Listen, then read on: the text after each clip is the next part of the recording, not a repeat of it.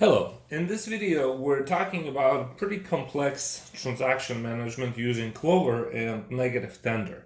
Negative tender helps with payouts rather.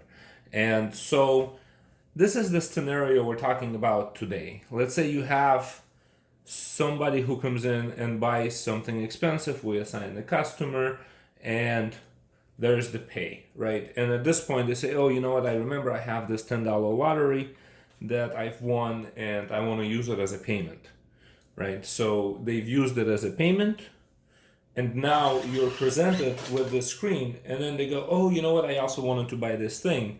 And well, how do you let them buy more things from the screen? It's impossible, right? And so, because you've began the payment.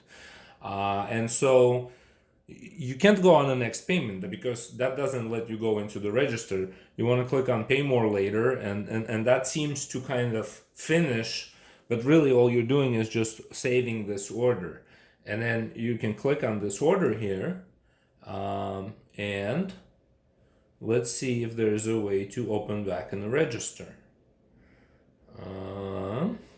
Exchange refund. Add payment. Help.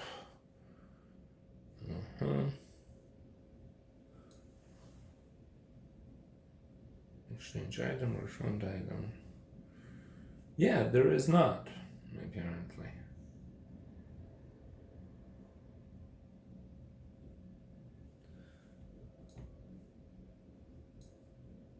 Exchange item, refund item, return item. Yeah, no, there is not. The second question you have, the answer is not. Because once, so ultimately, what you want to do in that case is don't issue as payment. Instead, just open cash drawer, give them money. Because that doesn't implicate the transaction. Let me show you.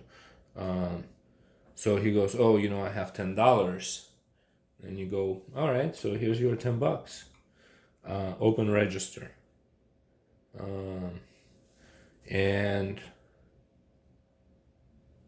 this does let you go back, you see, because you haven't done anything with the payment. All you've done is just open the register and gave him $10. And then from here, you can, continue on with the transaction. But as soon as you've taken that $10 as a payment against what they have, that's it. The payment has begun, and there's only, like you said, there's only a way to add another transaction. But if you just give them $10 by opening a cash drawer, because that still registers money out, you'll see, if we go into, no, well, it won't be obviously here. I have a cash log here. Right, so there it is. There's our $10.